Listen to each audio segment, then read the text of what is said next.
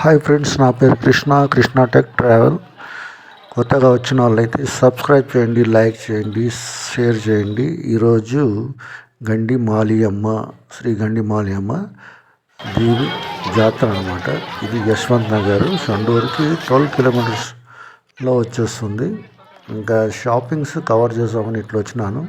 ఇంకా దేవుడికి పోవాలంటే 8 అయిపోయింది. ఇక్కడ అది కొద్దిగా అడవిలో ఉందన్నమాట, లోపలికి పోవాలా. నాకు కానీ ఇంకా బస్సులు దొరకవని మళ్ళీ రిటర్న్ సండూరుకు పోతున్నాను. మెయిన్గా ఇక్కడ జాతరలకి ప్రతి ఒక్కరూ ఇక్కడ ఇంకా భక్తి శ్రద్ధలతో చేస్తారన్నమాట. ప్రతి ఒక్క జాతర కానీ కర్ణాటకలో ఫేమస్ అనమాట. ఇదే అనమాట.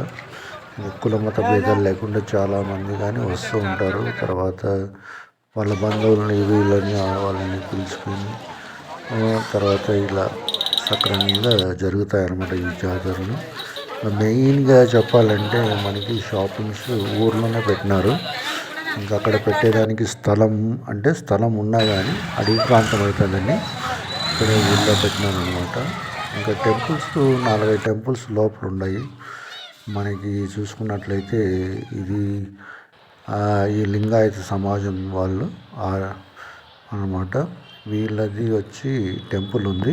ఇది చాలా అద్భుతంగా, ఇది రీసెంట్లీ ఒక 2-3 ఇయర్స్ బ్యాక్ కట్టించినారనమాట కొత్తగా. మళ్ళీ దీన్ని పాత గుడిని మళ్ళీ బాగా ఇది కట్టించినారు. ఇంకా పాత తేరు ఇది చూస్తా అంటే అద్భుతంగా ఉంది.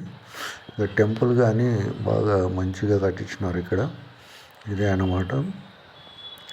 ఇంకట్లే మనం తీసుకున్నట్లయితే డెకరేషన్ కానీ చాలా అద్భుతంగా చేసినారు.